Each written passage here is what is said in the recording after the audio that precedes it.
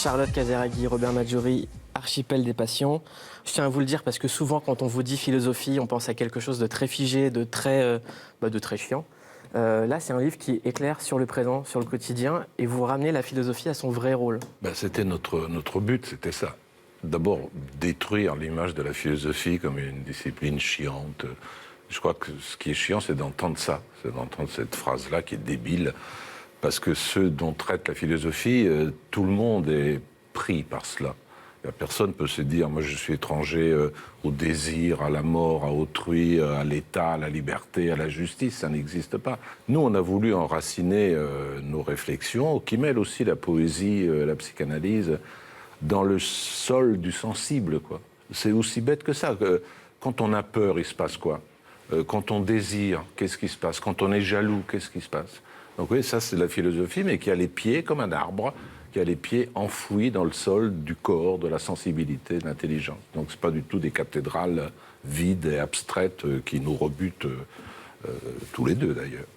Charlotte, quel rapport vous avez avec la philosophie comme outil d'approche de l'actualité, du présent ? Ça fait tellement partie de moi que je pense que le fait de sans cesse douter, questionner, d'avoir ce regard critique, cette flexibilité de la pensée, de pouvoir retourner un problème dans plusieurs sens possibles, je pense que ça fait partie de moi. Aujourd'hui, les faits divers remplacent la grosse actualité. Les débats sont de plus en plus dérivés sur ce qu'on pourrait appeler des passions tristes.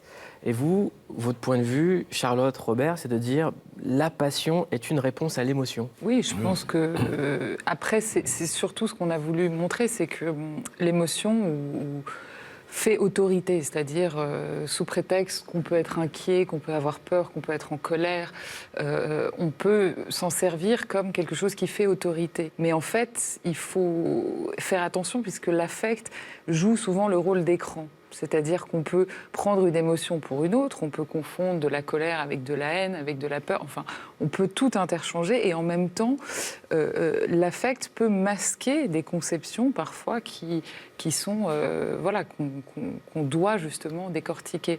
Donc on a voulu un petit peu revenir au sens des affects et sans pour autant dire il ne faut pas être dans l'émotion, c'est instable, on ne peut pas le saisir, mais tout simplement de voir tous ces travestissements possibles afin d'avoir un sens plus clair. Vous dites, la maladie la plus mortelle de notre époque, c'est la médisance.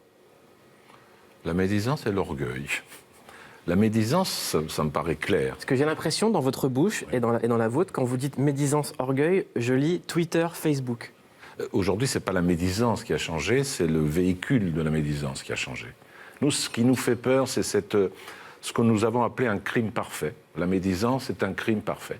Il suffit qu'on lance un petit bruit qui n'est pas vrai, un fake sur vous, quelque chose qui vous insulte, qui porte atteinte à votre réputation. Moi, je le fais dans ma petite chambre le soir, sous un pseudonyme, et ça part. On l'a fait ensemble, des fois. Et ça part. Des fois, on l'a fait ensemble. Ça part.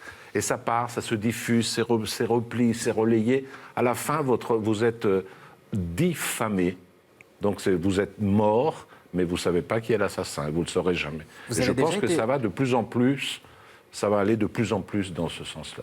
Vous avez déjà été diffamé, Charlotte, Thierry ? Oui. Oui, Facebook est un véhicule formidable pour ça.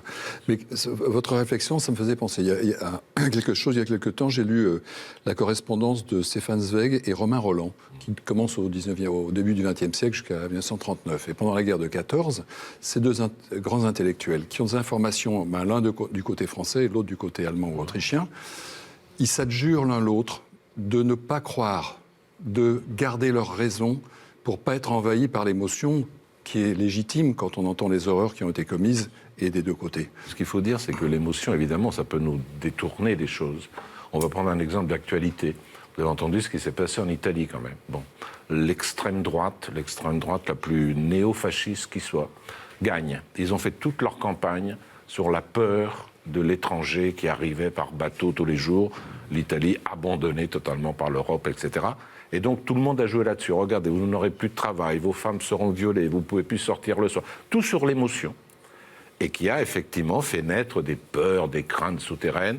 Ça, c'est l'émotion. De l'autre côté, il y a, à l'université de Milan, ils ont fait une enquête pour quelles étaient les préoccupations des Italiens. L'étranger, ça vient en 5e position. D'abord, les gens ils sont préoccupés par le chômage des jeunes, etc., par la maladie, souvent, et pas du tout. Donc, ça ne correspond pas du tout.